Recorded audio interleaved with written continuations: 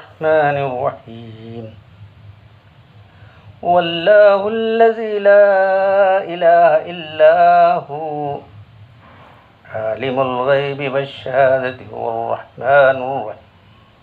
الرحمن الرحيم والله الذي لا إله إلا هو الملك القدوس السلام المؤمن المهيمن العزيز الجبار المتكبر سبحان الله عما يشركون هو الله الخالق البارئ المصور له الأسماء الحسنى يسبح له ما في السماوات والأرض وهو العزيز الحكيم صدق اللہ العظیم۔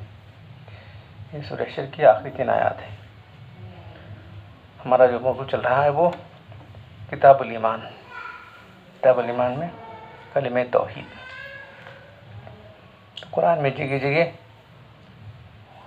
اللہ کی توحید کا ذکر ہے، تو ان 3 آیات میں بھی وہی ذکر ہے۔ تو آیات کا ترجمہ یہ ہے، وہی اللہ ہے جس کے سوا کوئی عبادت کے لائق نہیں ہے، وہی ہے جو غیب اور شہادت کا جاننے والا ہے، وہی ہے جو بڑا مہربان اور نہایت رحم کرنے والا ہے۔ وہ اللہ ہے جس کے سوا کوئی عبادت کے لائق نہیں ہے۔ پھر اوپر کی بات ہے وہی اس کو تکرار کرے گی، بار بار تاکید کے ساتھ بات جو ہے بیان کی جاتی ہے۔ وہی اللہ، اس سے کوئی معبود نہیں ہے، جو بادشاہ حقیقی ہے، پاک ہے، سارے عیوب سے سالم ہے، امن دینے والا ہے، پناہ دینے والا ہے، زبردست ہے۔ عزیز کے معنی ایسا زبردست جس کے مقابلے کوئی آ نہیں سکتا۔ الجبار ہے، جس کے مقابلہ کوئی نہیں کر سکتا، سب کو زیر کرنے والا۔ المتکبر، اور صاحب کبریائی والا ہے، عظمت کبریائی اس کے لیے زیبا ہے۔ اللہ تعالیٰ پاک ہے، جو لوگ اس کے ساتھ شریک ٹھہرا رہے ہیں، ان سارے صفات میں لوگوں نے مختلف لوگوں کو شریک ٹھہرا رکھا ہے۔ وہی اللہ ہے جو خالق ہے، باری ہے، پیدا کرنے والا ہے، مخلوق کو نکال کے سامنے کھڑا کرنے والا ہے، صورت گری کرنے والا ہے۔ تمام اچھے نام یعنی تمام اچھے صفات اس کے لیے۔ زمین آسمان کی ساری چیزیں اللہ کی پاکی بیان کر رہی ہیں۔ وہی زبردست ہے اور ساری حکمتوں کا جاننے والا ہے۔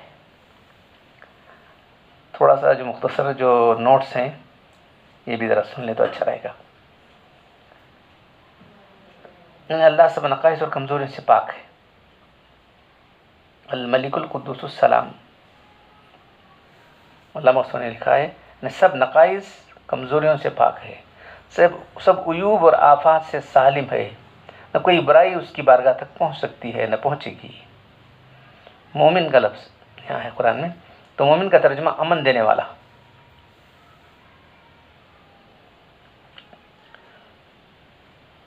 اور بعض مفسرین مصدق کے معنی یعنی اپنے پیغمبروں کی قول و فعل سے تصدیق کرنے والا، یا مومنین کے ایمان پر مہر تصدیق ثبت کرنے والا۔ اللہ تعالیٰ پاک ہے جو اس کا شریک ٹھہراتے ہیں، یعنی اس کی ذات، صفات، اس کے افعال میں کوئی شریک نہیں ہے۔ یہ لوگ شریک ٹھہرا کے وہ بہت بڑا گناہ کرتے ہیں، اور کیا کرتے ہیں اس کے سوا۔ وہ اللہ الخالق الباری، وہی خالق ہے، باری ہے۔ تمام جیسا کہ اللہ تعالیٰ نے جو ہے خالق و باری کی فرق کی طرف سورہ بنی اسرائیل میں اشارہ کیا گیا ہے۔ خالق نے پیدا کرنے والا، باری نے نکال کے اس کو موجود کرنے والا۔ اللہ تعالیٰ نے نطفے پر انسان کی تصویر کھینچی، یعنی وہ نام جو اعلیٰ درجے کے ہیں، جو تمام خوبیوں اور کمالات پر دلالت کرنے والے ہیں، وہ سب اللہ کے لیے ہیں۔ تمام مخلوقات زبان حال سے زبان قال سے اللہ کی پاکی بیان کر رہے ہیں۔ اللہ تعالیٰ کیا ہے؟ بہت زبردست ہے، ساری حکمتوں کو جاننے والا ہے۔ تمام کمالات و صفات الہی کا مرجع 2 صفات ہیں، عزیز اور حکیم۔ عزیز میں کمال قدرت ہے اور حکیم میں کمال علم پر دلیل ہے۔ جتنی کمالات ہیں علم اور قدرت سے کسی نہیں وابستہ ہے، جتنے بھی کمالات ہیں تو علم سے وابستہ ہیں، قدرت سے وابستہ ہیں۔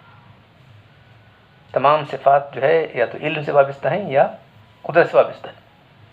تو احادیث میں آتا ہے جو شخص بھی صبح شام ان کی تلاوت کرے گا، کتنا بڑا اس کو جو ہے کتنا چھوٹا سا کام ہے، 70,000 فرشتے اللہ مقرر کریں گے اس کے لیے، جو صبح تک اس کے لیے استغفار کریں گے۔ اس کی تفسیر تو ہم کو بیان کرنا نہیں ہے، آج ہمارا جو حدیث ہے وہ یہ کلمہ توحیدی نجات کا ذریعہ ہے۔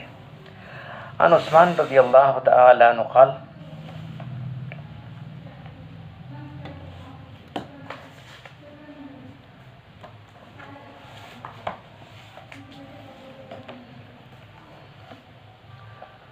ان رجالا من اصحاب النبی صلی اللہ علیہ وسلم حين توفی حزنوا علیہ حتی کاد بعضهم یوسوس، قال عثمان وكنت بعضهم وبينما انا جالس مر علی عمر رضی اللہ تعالی عنہ فلم اشعر به فاشتكى الى عمر الى ابی بکر رضی اللہ تعالی عنہ ثم اقبل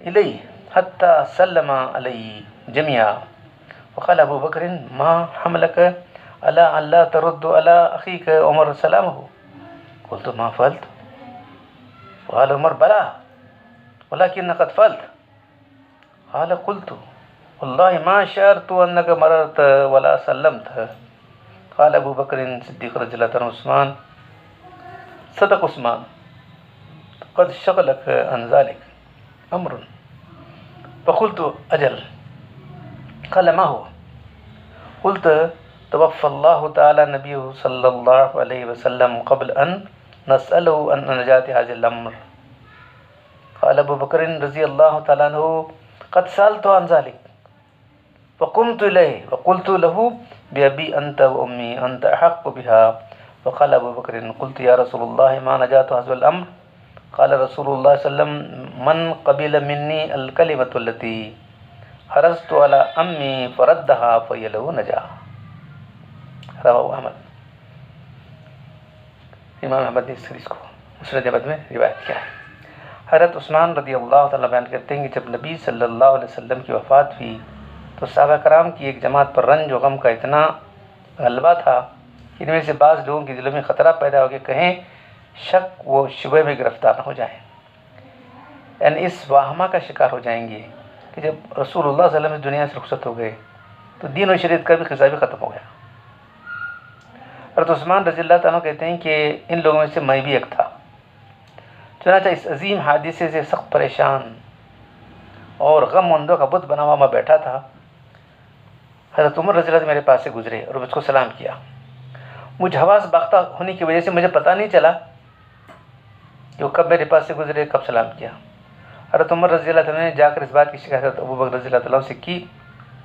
حضرت ابو بکر رضی اللہ تعالیٰ عنہ حضرت عمر دونوں میرے پاس آئے تو انہوں نے مجھے سلام کیا۔ حضرت ابو بکر نے مجھ سے پوچھا تم نے اپنے بھائی عمر کے سلام کا جواب کیوں نہیں دیا؟ میں نے کہا نہیں، ایسا نہیں ہے، یعنی مجھے اس کا علم نہیں ہے کہ عمر نے آ کر مجھے سلام کیا ہو، میں نے اس کا جواب نہ دیا ہو۔ حضرت عمر رضی اللہ عنہ نے کہا کہ ہاں خدا کی قسم ایسا ہوا ہے، میں تمہارے پاس سے گزرا، میں تم کو سلام کیا لیکن تمہیں میرے سلام کا جواب نہیں دیا۔ حضرت عثمان کہتے ہیں کہ میں نے کہا بخدا مجھے قدر اس کا احساس نہیں، آپ کب میرے پاس آئے اور کب گزرے۔ حضرت ابو بکر رضی اللہ عنہ نے فرمایا عثمان سچ کہتے ہیں، لیکن معلوم ہوتا ہے کسی خاص وجہ نے تمہیں اس سے باز رکھا کہ نہ تو تمہیں عمر کے جانے کی خبر ہوئی اور نہ ان کے سلام دینے کا جواب دے سکی۔ میں نے کہا ہو سکتا ہے بات ہے۔ تو انہوں نے پوچھا، حضرت ابو بکر سے پوچھا کہ وہ کیا بات ہے، کیا چیز ہے جو تمہیں اتنے کس میں غرق تھے تم؟ تو میں نے کہا کہ سرکار دو عالم صلی اللہ علیہ وسلم کی وفات ہو گئی۔ ان کی وفات ہی کیا کم صبر آسمان چیز تھی، اب یہ غم کھا جاتا ہے کہ نبی صلی اللہ علیہ وسلم دنیا سے تشریف لے گئے، لیکن ہم آپ سے یہ دریافت نہ کر سکے کہ اس معاملے میں یعنی عبادات میں وسوسوں کا پیدا ہونا، شیطان کا بہکانا، دوزخ کی آگ سے نجات کا ذریعہ کیا ہے۔ ابو بکر رضی اللہ عنہ نے فرمایا تم غم نہ کھاؤ، میں اس بارے میں اللہ کے سے پہلے پوچھ چکا ہوں۔ تو عثمان رضی اللہ عنہ کہتے ہیں کہ میں بے اختیار کھڑا ہوا اور بولا میرے بابا اب آپ پر قربان، واقعی آپ کمال قرب کی وجہ سے جو اللہ کے سے آپ کو تھا، اصول علم کے غلبے کا شوق بھی تھا، اس بارے میں سوال کرنے کے لیے زیادہ لائق تر تھے۔ حضرت ابوبکر صدیق نے فرمایا میں نے عرض کیا یا رسول اللہ اس معاملے میں نجات کی کیا صورت ہے؟ تو اللہ کے رسول نے فرمایا جس شخص نے خلوص دل سے ہم سے وہ کلمہ قبول کر لیا جو میں نے اپنے چچا ابو طالب کو پیش کیا تھا، تو اس کو انہوں نے قبول نہیں کیا، انہوں نے رد کر دیا، تو وہی کلمہ جو ہے نجات کا ذریعہ۔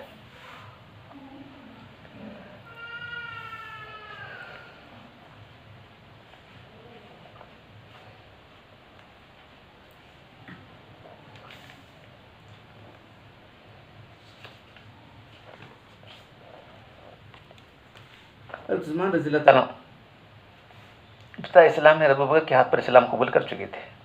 حبشہ کی طرف 2 مرتبہ ہجرت کی تھی۔ بدر میں چونکہ آپ کی اہلیہ بیمار تھی اس لیے شریک نہیں ہو سکے، مگر بدری قرار پائے، ان کو مال غنیمت سے حصہ دیا گیا۔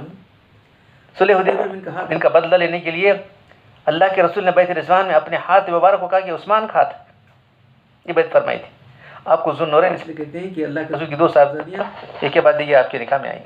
آپ کا رنگ سفید تھا، قد درمیانہ تھا، 1 محرم 24 ہجری میں خلیفہ ثالث بنے، 12 سال تک خلافت کرتے رہے۔ اسود تجیبی مصری نے آپ کو شہید کر دیا، اس وقت آپ کی عمر 82 سال تھی، جنت بقی میں مدفون ہیں۔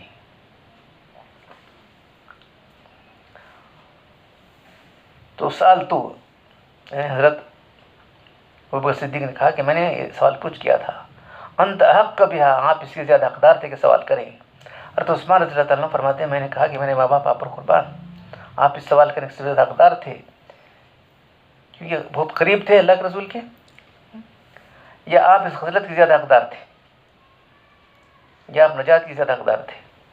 تو اللہ کے رسول من قبل منی، یعنی وہ کلمہ جو خوشی سے قبول کر لیا، جس میں نفاق نہ رکھے آدمی، جو میں نے چچا کو پیش کیا تھا، وہ کیا کلمہ تھا؟ کلمہ لا الہ الا قل یا امی لا الہ، اے میرے چچا آپ لا الہ کر لیجیے، میں کل اللہ کے پاس گواہی دوں گا کہ آپ ایمان والے تھے۔ لا الہ کی اہمیت دیکھ رہے ہیں آپ؟ کلمہ توحید ہی نجات کا ذریعہ ہے، تمام وساوس کو دور کرنے والا کلمہ توحید ہے۔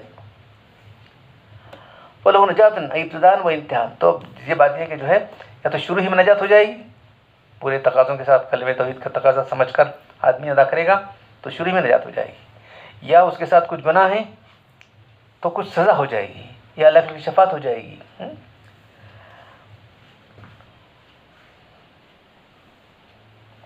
اس طرح طرز بیان میں اللہ کے نہایت بلیغ انداز سے کلمہ توحید کی شان اور اہمیت واضح فرما دی۔ اگر آپ صرف یہ فرما دیتے کہ نجات کا ذریعہ کلمہ توحید ہوتے واضح نہ ہوتی، اس روایت سے معلوم ہوا کہ ابو طالب کا خاتمہ ایمان پر نہیں ہوا، میرے چچا نے قبول نہیں کیا، یہ بات اللہ کو فرما رہے ہیں۔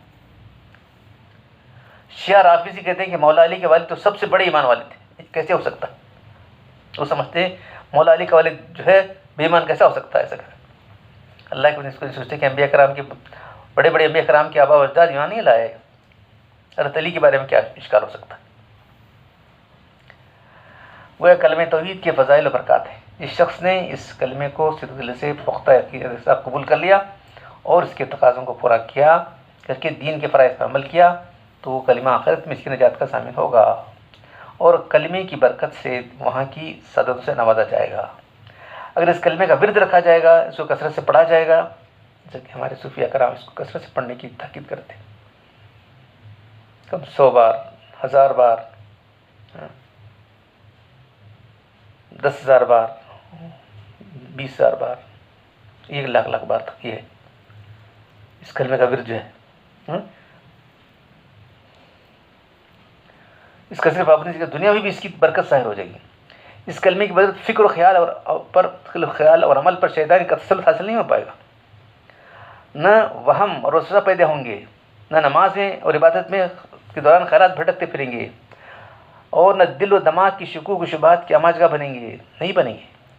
دل و دماغ بھی شکوک و شبہات کی آماجگاہ نہیں بنیں گے، بلکہ اس مبارک ذکر سے ذات الہی کی معرفت حاصل ہوگی، آخرت سے لگا ہوگا، رسول اللہ صلی اللہ علیہ وسلم سے محبت ہوگی اور خاص تعلق کی کیفیت پیدا ہوگی. یہ ہے اس کلمے کی برکات.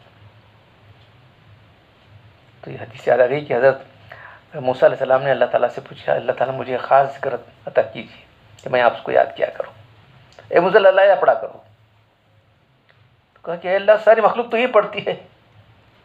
تو کہا کہ اے موسیٰ اگر ساری نیکیاں ایک طرف رکھی جائیں اور لا الہ ایک طرف جائے تو لا الہ پر جھکے گا. یہ اس کا جو ہے مقام ہے، لا الہ الا اللہ کا مقام یہ ہے. تو اللہ تبارک تعالیٰ ہم سب کو اس کلمہ توحید کی اہمیت کو سمجھنے، اس کے تقاضوں کو سمجھ کر عمل کرنے کی توفیق عطا فرمائے. سبحان ربک رب العزۃ عما یصفون وسلام علی المرسلین والحمد للہ رب العالمین.